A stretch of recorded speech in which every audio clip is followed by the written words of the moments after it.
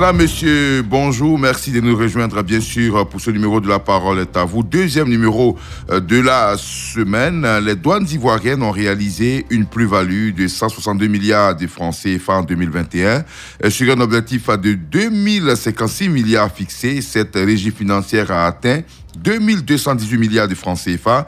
La Direction générale des impôts, de son côté, a collecté sur la même période 2819,8 milliards de francs CFA sur un objectif de 2701 milliards, soit un taux de réalisation de 104%. Que vous inspirent les performances réalisées par ces deux régies financières? Deux numéros pour nous joindre, le 27 20 21 44 48 ou le 27 20 24 27 87 pour bien sûr participer à cette émission. Et déjà, vous êtes nombreux à réagir sur Facebook. Kwadio Daga Francis dit félicitations à ces deux régies financières qui contribuent efficacement au développement économique de notre pays. À mon sens, en plus des primes périodiques, il serait bien que l'État pense à leur décoration dans l'ordre du mérite, bien sûr, de façon annuelle. Cela pourrait sans doute motiver les autres secteurs à produire de bons résultats. On retrouve au standard M.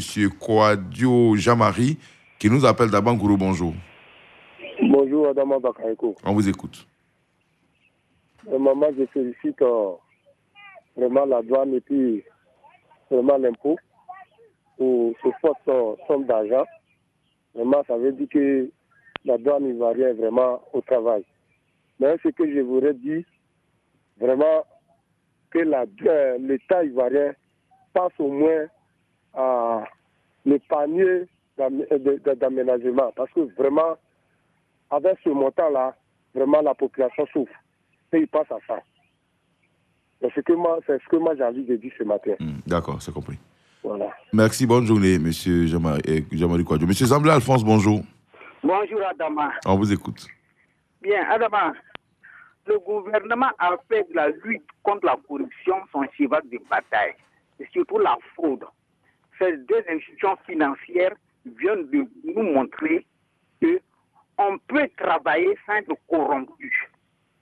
Alors, il faudrait que les autres institutions suivent le pas, emboîtent le pas à la droite et aux impôts. Parce que dans le temps, on a pensé qu'on va aux impôts ou bien on va à la douane pour s'enrichir.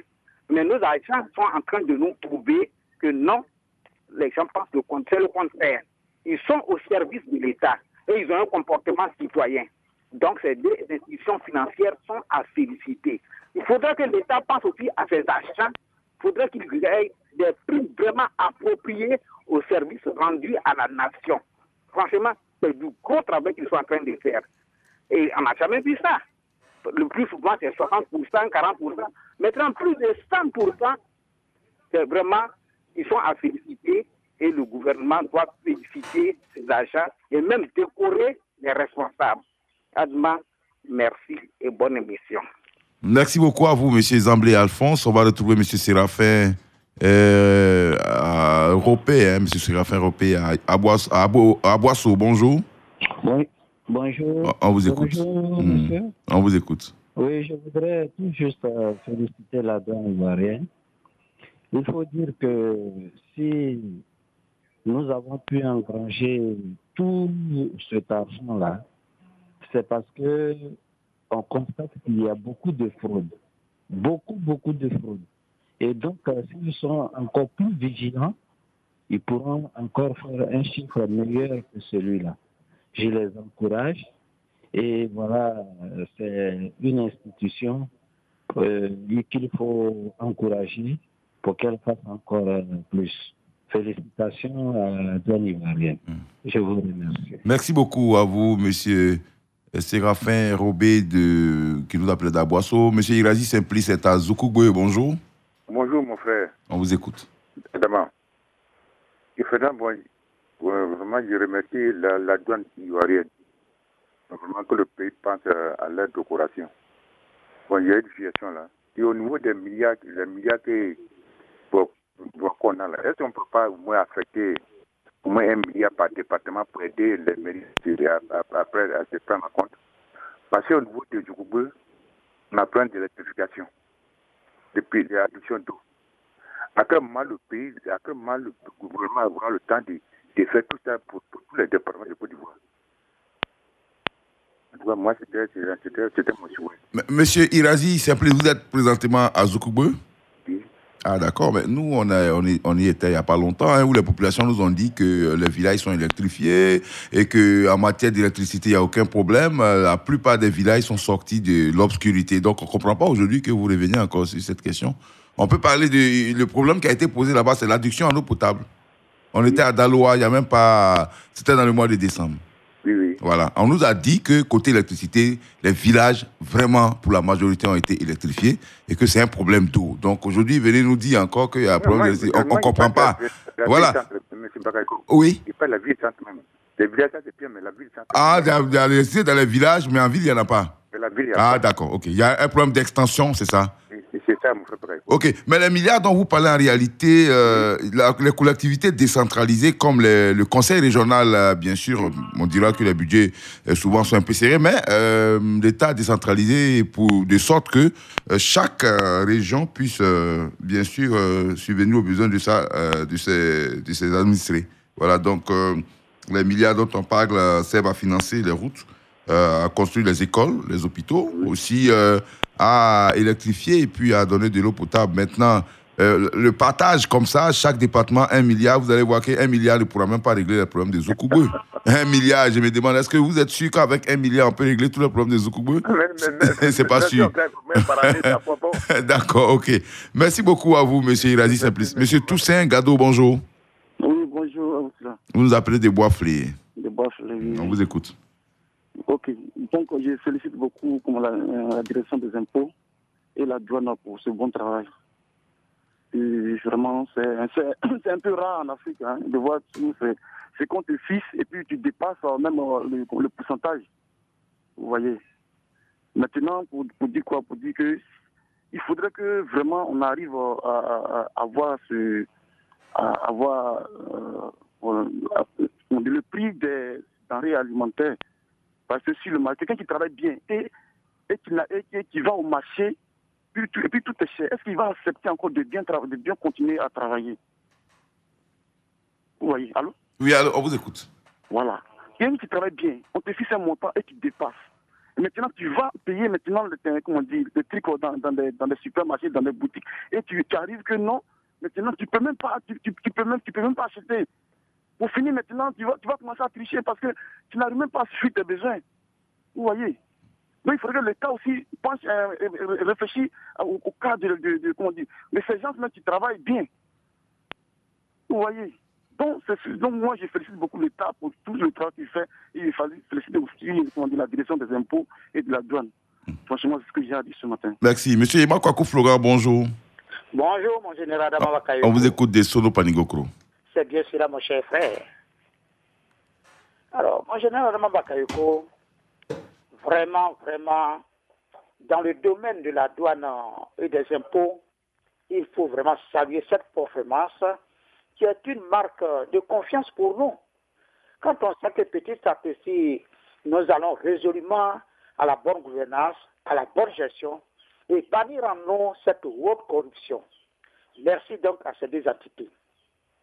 Et ce que nous souhaiterions et demandons ardemment au gouvernement, c'est qu'il y ait une bonne gestion budgétaire, de sorte que les Ivoiriens puissent aussi bénéficier de ces retombées positives. Parvenir au bien-être social des Ivoiriens, ceux qui sont en zone rurale qui souffrent et continuent de souffrir. Vous voyez, quand on ouvre la radio, il y a vraiment dans toutes les contrées de la Côte d'Ivoire, nous pleurons pour soit de l'eau potable, des routes, des écoles et de l'électricité. Et donc, sincèrement, il faut saluer ces performances, dire merci à ces deux entités et demander incessamment au gouvernement de penser au bien-être social des Ivoiriens. Ok, d'accord. Merci beaucoup à vous. Monsieur Yema Kwakou Florent, on prend la direction de Daloa, retrouver Monsieur Seri Gougoua. Hubert, bonjour. Bonjour, monsieur. On vous écoute. Vraiment, voilà des milliards qui tombent. Le panier de la ménagère est tellement, vraiment bloqué. Nous souffrons. Présentement, dans nos villages, il y a de la nourriture qu'on vend comme le riz, le kilo à 600 francs. Bon, en ce moment-là, si ces gens d'argent tombent comme des milliards dans la poche de l'État, à quoi bon de faire souffrir les pauvres paysans que nous sommes, surtout au niveau du panier de la ménagère? Merci. D'accord. C'est votre avis que nous respectons. Mais en même temps, la constitution du budget de l'État s'appuie sur ces régies, on le sait. Le budget de la Côte d'Ivoire a carrément doublé en moins de 10 ans et c'est grâce aux efforts de ces régies financières. L'État se fixe des objectifs, l'État se fixe des projets, l'État se fixe bien sûr des programmes bien déterminés et se donne les moyens de financer ces programmes de développement et c'est grâce à ces ressources financières issues, bien sûr, de nos régies financières, sans oublier l'aide au développement et les autres apports de nos partenaires à l'échelle internationale. C'est tout cela qui constitue bien sûr ce budget que l'État utilise bien sûr pour le fonctionnement. On retrouve M. Gonebi à Bondoukou, bonjour. Oui, M. Adama, bonjour. On vous écoute. Bon, vous avez me laissé 2 minutes, je salue vraiment ceux qui apprécient votre émission. Hein. Je vais parler du chef du village de Sanouifla. Mais j'apprécie beaucoup, j'ai apprécié cette performance, hein. Mais ce que vous savez, j'ai rencontré un ami qui est aux épaules, il m'a dit, mais aujourd'hui, la digitalisation des choses, ça fait qu'à leur niveau là-bas, ils ne font pratiquement rien. Sinon, vraiment, j'apprécie ça. Et puis, il faut dire aussi que je voulais attirer l'attention des décideurs qu'il faudrait qu'ils fassent tout pour transformer nos matières premières en produits. Toutes ces performances-là, mais on ne ressent pas ça sur la population. Merci beaucoup, Adama Bagayoko. Merci beaucoup à vous, M. Gonebi de Bondoukou. M. David Bowie, bonjour. M. Bowie, David, bonjour. Bonjour, Adama Bagayoko. Vous nous appelez de Guépao, on vous écoute. Voilà. Je voulais intervenir ce matin sur ce problème parce que d'habitude, on nous annonce ce que la douane fait. Mais on n'a jamais entendu ce que la gendarmerie fait et, comment on appelle ça, la police. Avec tous ces gendarmes sont versés dans tous les villages, dans les hameaux, pour escroquer les villageois, ne gérer que les encaisser des 1000 francs, 2000 francs, quand ils vont au champ, parce que la moto est devenue comme un bien de déplacement où les villageois prennent pour aller chercher les maniocs des champs, et comment on appelle ça, tout ce qu'on peut approvisionner comme manger. Mais dans tous les sentiers des champs, ils ne font que encaisser les villageois qu'on ne comprend plus rien. Et on n'a jamais entendu tout ce qu'ils apportent à l'État. Avec tout ce qu'ils prennent de la bouche ici ne vont pas dans la caisse de l'État. D'accord.